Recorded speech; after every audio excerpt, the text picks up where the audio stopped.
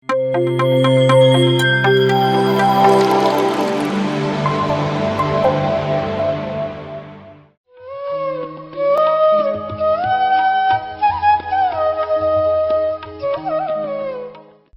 ನಮಸ್ಕಾರ.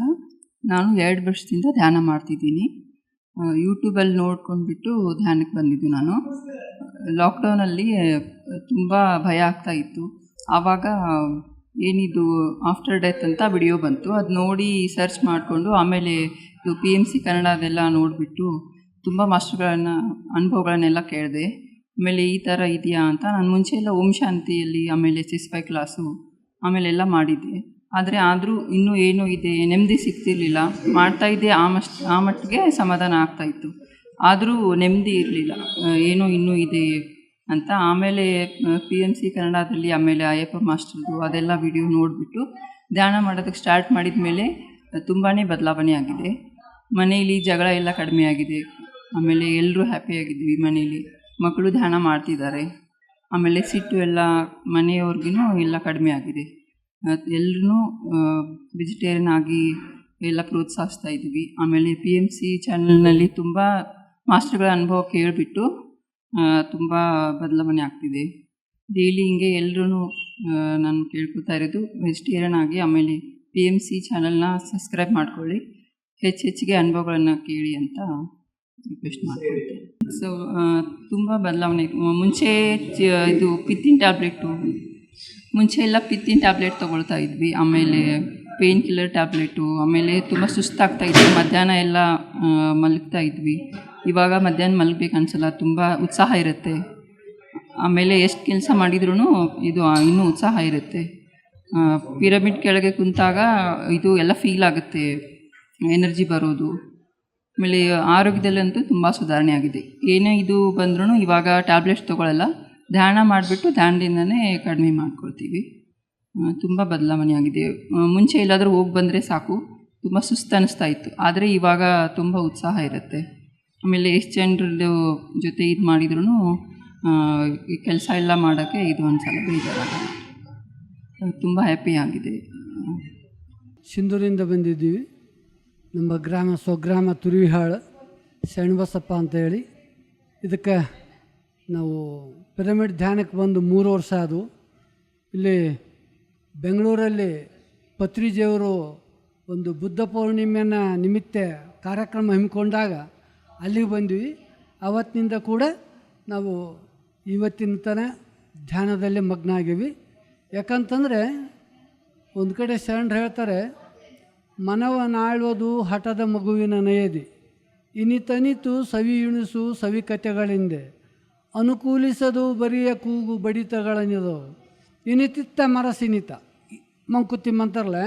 ಇವೆಲ್ಲವನ್ನು ನೋಡ್ತಾ ಅದೇ ರೀತಿಯಲ್ಲಿ ನಮ್ಮ ಜೀವನ ಕ್ರಮ ಕೂಡ ಇತ್ತು. ಅದಕ್ಕೆ ನಾವು ಶರಣತತ್ವ ಅಂತಂದರೆ ಸಕಲ ಜೀವಾತ್ಮರಿಗೆ ಲೇಸನ್ನು ಬಯಸುವವನೇ ಕುಲಜ ಅಂತ ಹೇಳ್ತಾರೆ.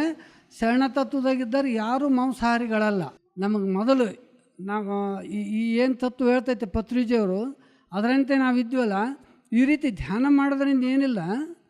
ಧ್ಯಾನ ಮಾಡೋದಂದ್ರೆ ಏನು, ಕಣ್ಣು ಮುಚ್ಚಿಕೊಂಡು ಎಲ್ಲ ಲಾಕ್ ಮಾಡೋದು. ಲಾಕ್ ಮಾಡಿ ಮನಸ್ಸಿನ ಕಡೆ ಧ್ಯಾಸ ಇರಬೇಕು, ಉಸಿರಿನ ಕಡೆ ಧ್ಯಾಸ.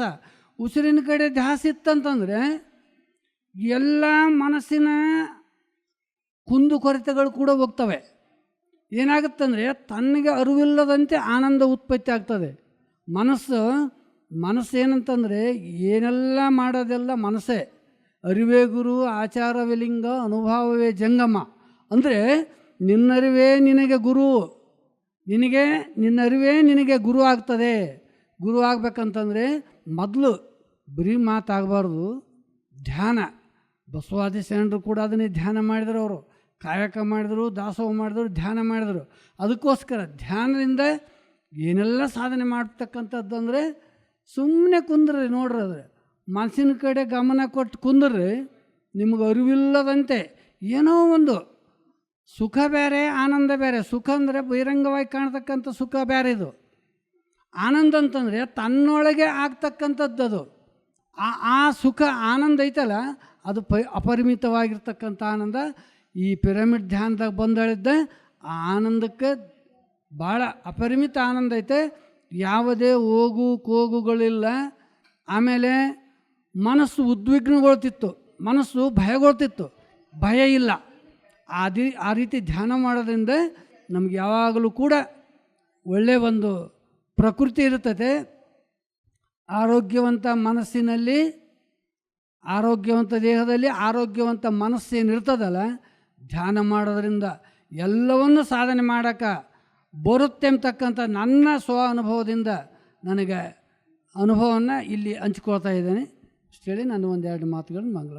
ನಮ್ಮ ಪ್ರಿಯ ಗುರುಗಳಾದಂಥ ಬ್ರಹ್ಮಶ್ರೀ ಪಿತಾಮಹ ಡಾಕ್ಟರ್ ಸುಭಾಷ್ ಪತ್ರಿಜಿಯವರ ಪಾದ ಪದ್ಮಗಳಿಗೆ ವಂದಿಸುತ್ತಾ, ಸ್ವರ್ಣಮಾಲಾ ಅಮ್ಮನವರಿಗೆ ವಂದಿಸುತ್ತಾ, ನಮ್ಮ ಎಲ್ಲ ಪಿರಮಿಡ್ ಮಾಸ್ಟರ್ಗಳಿಗೆ ನಮನಗಳನ್ನು ತರಿಸುತ್ತಾ, ನಮ್ಮ PMC ಕನ್ನಡ ಚಾನಲ್ಗೆ ವಂದಿಸುತ್ತಾ, ನಾವು 2 ವರ್ಷದಿಂದ ಧ್ಯಾನ ಮಾಡ್ತಾಯಿದ್ದೀವಿ. ಲಕ್ಷ್ಮಣ, ನಾವು ಬೆಂಗಳೂರು ಸುರ್ದೇನ್ಪುರ ಗ್ರಾಮದಲ್ಲಿ ವಾಸವಾಗುವಂಥ ಗಾರೆ ಕೆಲಸ ಮಾಡೋದು. 2 ವರ್ಷದಿಂದ ಧ್ಯಾನ ಮಾಡ್ತಾಯಿದ್ದೀವಿ. ಧ್ಯಾನದಿಂದ ಎಲ್ಲ ಥರದಿಂದ ಒಳ್ಳೆಯದಾಗಿದೆ, ಸಸ್ಯಾಹಾರಿಯಾಗಿದ್ದೀವಿ. ನಾವು ಹಿಂದೆ ನಾಲ್ವೇಜು ಭಯಂಕರ ಇದು ಮಾಡ್ತಾಯಿದ್ವಿ, ಇವಾಗೆಲ್ಲ ಸಸ್ಯಾಹಾರಿಯಾಗಿದ್ದೇವೆ. ಆರೋಗ್ಯದಲ್ಲಿ ಎಲ್ಲ ಚೆನ್ನಾಗಿದೆ. ನಾವು ಓದಿಲ್ಲ, ಆದರೆ ಇವಾಗ ಧ್ಯಾನ ಮಾಡಬೇಕು, ಎಲ್ಲರಿಗೂ ಹಂಚಬೇಕು. ಮಣ್ಣಿಂದ ಇಲ್ಲೇ ಓಡಾಡ್ತಾ ಇದ್ದೀವಿ. PMC ಕನ್ನಡ ಚಾನೆಲ್ ಅನ್ನು ಲೈಕ್ ಮಾಡಿ, ಶೇರ್ ಮಾಡಿ, ಸಬ್ಸ್ಕ್ರೈಬ್ ಮಾಡಿ ಮತ್ತು ಮಾಡಿಸಿ. ಎಲ್ಲರಿಗೂ ಧನ್ಯವಾದಗಳು.